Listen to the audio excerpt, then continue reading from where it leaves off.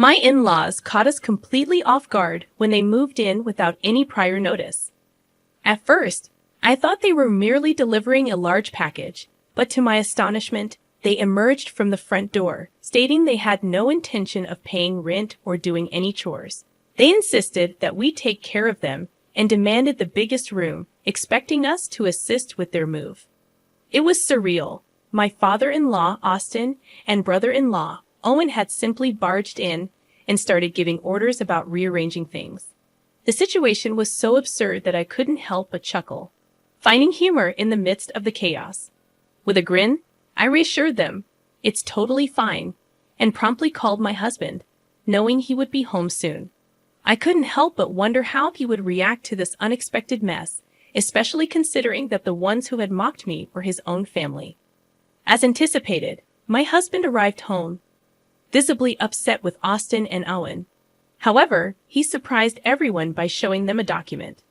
I couldn't contain my amusement as I watched his father and brother's expressions change, understanding that they had no grounds to stay here without our consent. In the end, the tables turned, and it was I who moved out of the house.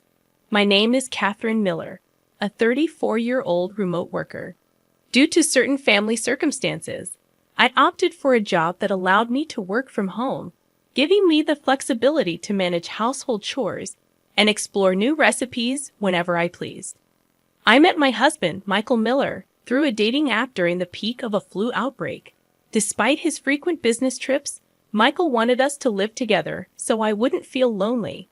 We fell in love quickly, and marriage was on our minds. However, my irregular periods made it difficult for us to conceive, leading to emotional struggles. Opening up to Michael brought us closer, and we resolved to face life's challenges together. Our peaceful life was disrupted when Michael's father, Austin Miller, called us, complaining about not receiving greetings from our end. Although Michael had reservations about meeting his father, we decided to visit his parents' home. His reluctance was evident as we prepared to go, his frown deepening with every step. Throughout the journey, Michael's displeasure was palpable. He remained silent, clearly indicating his desire to avoid the impending encounter. I wished I knew the reasons behind his aversion, but he chose not to share. Despite my curiosity, I respected his silence, hoping he would eventually open up and confide in me. As we approached his parents' house, we carried a box of pastries as a gesture of goodwill. Michael's tension was undeniable, reflecting the complex relationship he had with his father. I had anticipated receiving sarcastic remarks, but I mustered the courage and left the house. Stress often gave me stomach aches, a fact not lost on Michael, who looked at me with concern and asked, "Are you okay? Should we do this another time?" "I think I'm fine," I replied, attempting to steady my nerves. "It wouldn't be right if we didn't greet your father, right?" It was the same father who had complained over the phone, and there was an air about him that suggested he wouldn't forgive us easily. The situation felt more troublesome than anything else. Michael, too, seemed to sense the tension and was eager to drive, perhaps to keep himself distracted. I couldn't shake the feeling that there were deep-seated issues at his childhood home. Meeting such a father-in-law could be tiresome, but I never regretted choosing Michael. I cherished the kindness he showed me and his occasional clumsiness. It was these little things that meant the most. Lost in thought, we eventually arrived at Michael's childhood home, which was conveniently close to our apartment. It was within walking distance, just a short stroll away if we ever felt like it. As I entered his house, his father greeted me with a big smile. Michael, on the other hand, gave his father a slight glare as he stepped inside. From a room deeper inside the house, I could hear Michael's raised voice. "You can't just mooch off Dad because you're unemployed and stay at home all day. How old do you even think you are?" "Shut up. What I do isn't any of your business." Owen, Michael's brother, defiantly held his own. To sum up the argument, Owen had been living an unemployed lifestyle since his late 20s, without any valid reason like health issues. It was simply because he felt jobs didn't suit him, while Michael understood the desire for a job that suited one's preferences. It was frustrating to see Owen not even attempting to find one. Their father was no different, constantly bringing home different women and ending relationships time after time. Michael always said there was no way they could be happy living like that. I'm not here to babysit the two of you. I came to announce that Catherine and I are getting married, Michael declared firmly. Yeah, got it. If you want to brag about being happy, do it somewhere else. I'm good if I can just live with Dad. Owen brushed off the confrontation, deeply engrossed in his video game. Annoyed by the sight, Michael was about to react when we realized his father was looming over us. Catherine, huh? If you're going to marry Michael, you better be ready to take care of his family. Once you're married to Michael, we're family. You get that? While that might be true, I didn't think it was mandatory. While that may be true, I don't think it's mandatory, I replied, trying to stand my ground. What did you just say, young lady? You've got some nerve. I'll teach you some respect for your elders. Suddenly, his father raised his voice, and I was snapped back to reality, taken aback. Michael quickly pulled my hand, and we managed to leave the house. Dread washed over me as his father, appearing more like a terrifying monster, began chasing us. There was something deeply unsettling about that family. The fear lingered, even as we attempted to choose an apartment. His father always seemed to beat us to it, deciding for us. To prevent such incidents from recurring, Michael and I decided we needed to move. Thanks to my job in web-related work, I had the flexibility to work from anywhere with just a computer. My job wasn't the issue, but Michael's was. While he enjoyed household chores, he also owned a carpentry business, often traveling for work. Consequently, I ended up handling most of the moving process. There was an inevitability to our situation, but I couldn't shake the feeling that his father and the jobless Owen might visit. Given my knack for bad premonitions turning true, all I could do was hope they wouldn't come. In the meantime, I proceeded with the moving arrangements, taking Michael's opinions into account. I wanted to get everything sorted before they potentially showed up at our house. Once the moving process was done, I was finally able to shift to working from home. There were still a few loose ends, including contacting a representative regarding a web video project I had discussed earlier. While I was engrossed in messaging and talking on the phone, I heard a knock on the front door. Michael usually didn't bother knocking. He would simply walk in. The unexpected visitor puzzled me. Could it be his father and Owen? The thought sent a shiver down my spine. As I contemplated this, a loud, aggressive voice echoed from behind the door. It was his father, Austin. Panic set in. Michael wasn't back yet, which meant I had to handle this situation alone. Perhaps talking to him would resolve things. I ended my call with the client and cautiously approached the front door. The relentless knocking only confirmed my suspicions. It had to be his father. Uncertain of his intentions, but determined to protect our peace, I mustered a polite greeting and opened the door slightly. Before I could react, Owen forcefully pushed the door open, dropping a large bag at the entrance with a satisfied grin. He theatrically collapsed onto a chair, exclaiming, "I'm exhausted." I asked Austin what was going on, and he explained, "We couldn't pay the mortgage on our place, so we sold it and decided to move. Naturally, we won't pay any rent or do any chores, so take care of us."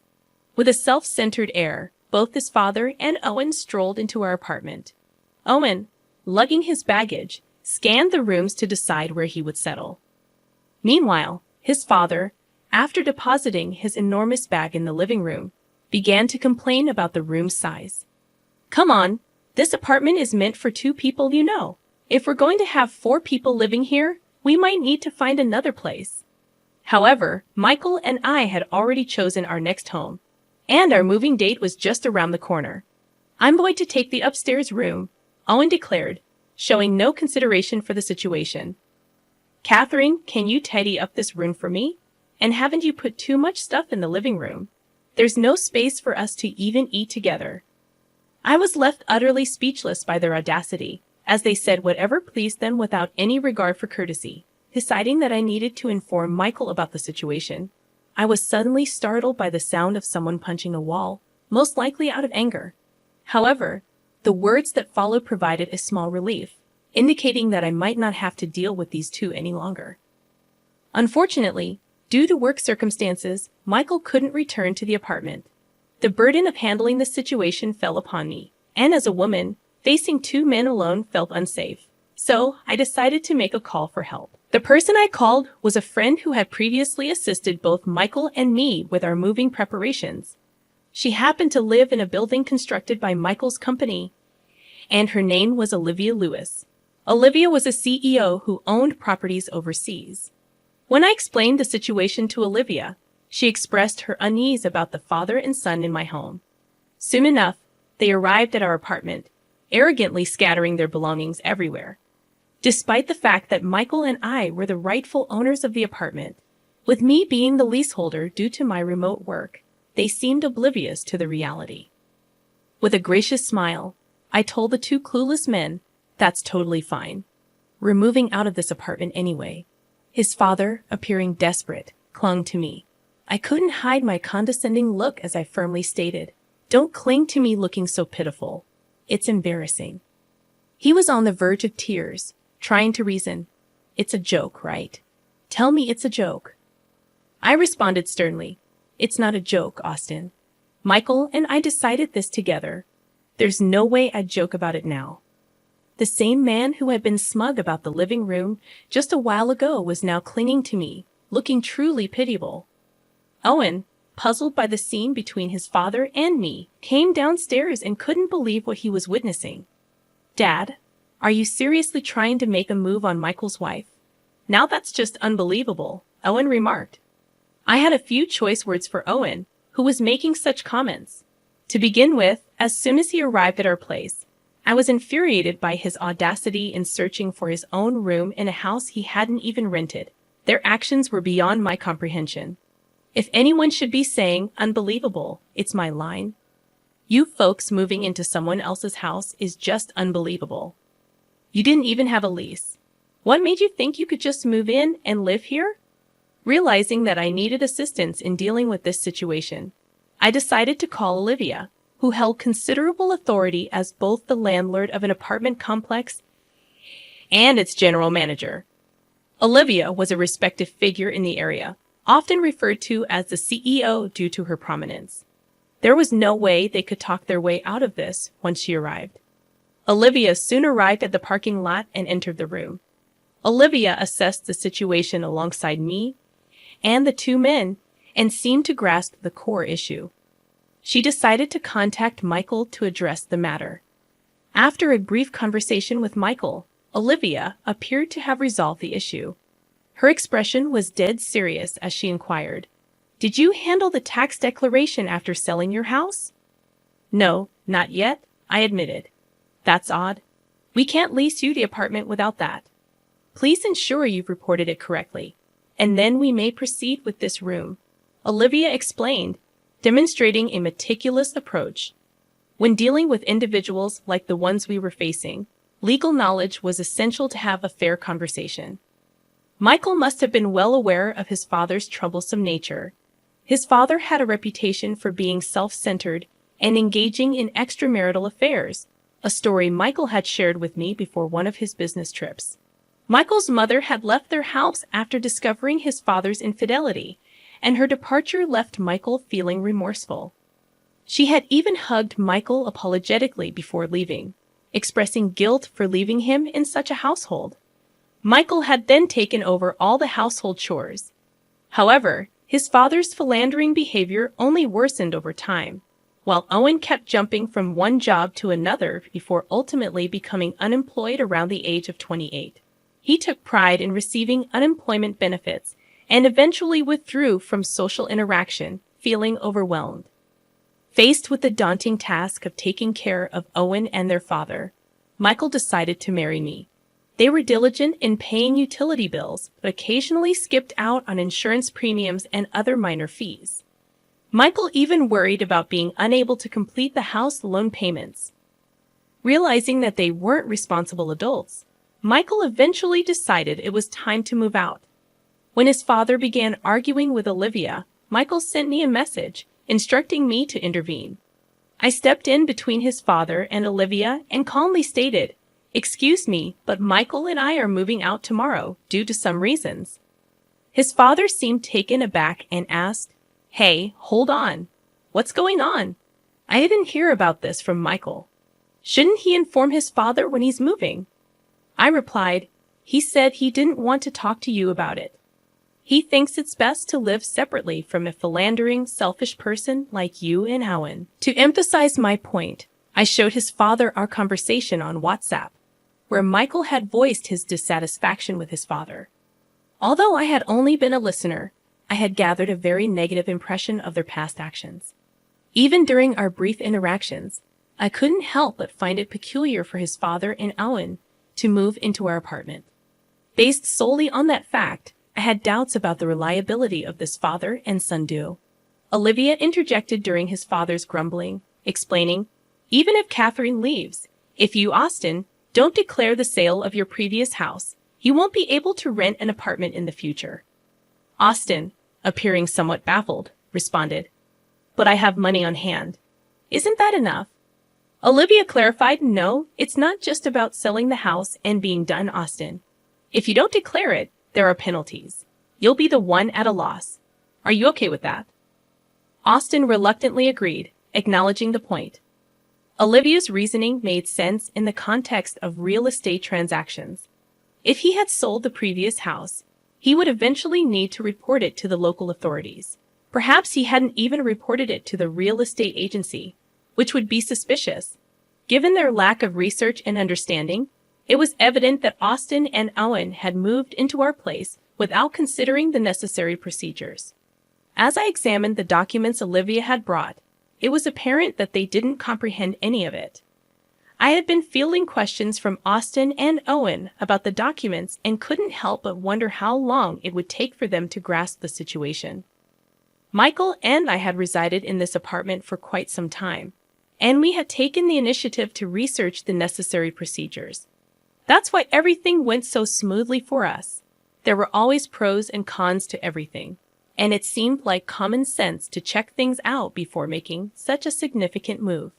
Yet they had moved into our place without giving it any thought, which I found highly questionable. The ones acting recklessly were Austin and Owen. In that moment, Olivia decided to issue a warning to the two of them. "Please don't assume you can just move into this apartment immediately. I'll check everything thoroughly and get back to you. Then we can decide on the next steps," Olivia said firmly. Owen seemed to understand, sitting quietly and listening. To be on the safe side, I chose to spend the night at my parents' house as the apartment was going to be rented out the next day. I didn't want to sleep with two guys, especially ones who lacked common sense. Considering the risk of getting involved in some mess, I decided to let Michael's father and his brother stay in my apartment. Olivia, whom I got along with at the real estate agency, had suggested it too, indicating there might have been genuine issues. If anything went wrong, it could ruin our moving plans with Michael.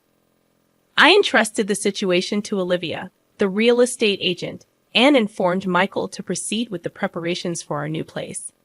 I stayed in touch with Olivia to check on how the two were doing. Based on her recommendation, the apartment was rented to Michael's father and Owen for just a few days. Olivia needed to verify if they had properly completed the necessary procedures at the real estate agency, and if they had been paying their taxes regarding the house they claimed to have sold. She also had to contact the associated real estate firm. It turned out that not only had they neglected post-sale procedures, but they also hadn't paid their taxes. Moreover, Olivia reported them to the police, suspecting they might have run off with just the sale money, hinting at a potential scam. To be safe, Olivia decided to inform Michael's father and Owen, who were staying in the apartment. If false information was provided to the real estate company, penalties would surely be enforced. They would not only have to pay the taxes, but also face potential penalties. I wondered how much money would be left in the end. According to what I heard from Olivia, it seemed that it might even go into the negative. The reason was that they had only consulted one real estate agency, which had good reviews and word-of-mouth recommendations. They believed the estimate would be the same no matter which agency they asked. Another task they had neglected was the property transfer process. In simple terms, it involved changing the property's name from Michael's father to the new owner. If there was any outstanding mortgage on the house, it should have been paid from the sale. But as expected, they hadn't paid it, turning the situation into a case with interrogations regarding the amount due and possible fraud. What was particularly bad was Michael's father insisting he knew nothing about it. As for Owen, he couldn't return to his old home, and he lost our apartment. He was forced to find a job with housing provided. However, he only had experience being a shut-in and living off his parents. Eventually, my parents took him in, but they made it clear that once he found a job with housing, he had to move out. With some guidance from my parents, it seemed he might secure a job. I hoped Michael's father and Owen would learn to live responsibly. Meanwhile, Michael and I decided to relocate overseas. Michael's hard work had been recognized, and he was offered a project abroad in Spain. However, both of us were Americans who couldn't speak Spanish. We diligently studied, trying to learn basic conversation skills. I wanted to be able to hold everyday conversations as much as possible. More than anything, it was my first time going on a business trip abroad, so there was a part of me that was really excited. Michael's job was overseas, so he started looking at potential homes for us. He kept me updated through messages and calls, always trying to ensure I wasn't anxious. Today, from the airport, I received a call from a worried Michael who was about to fly to Spain. "Are you okay? I know it's been hard because of my dad and brother. I'm totally fine. I'm more excited about living abroad with you," I reassured him. "Good to hear," Michael said, his voice filled with relief. His relief made me happy too. We were now free from those two, and we were going to enjoy our lives. To achieve that, we would keep studying, learn new things, and adapt to our new life. Everything was going to be all right. And so, our life in Spain began. A child came into our lives, and our daily routine changed as a family of 3. We cherished our happiness and continued to live strongly every day.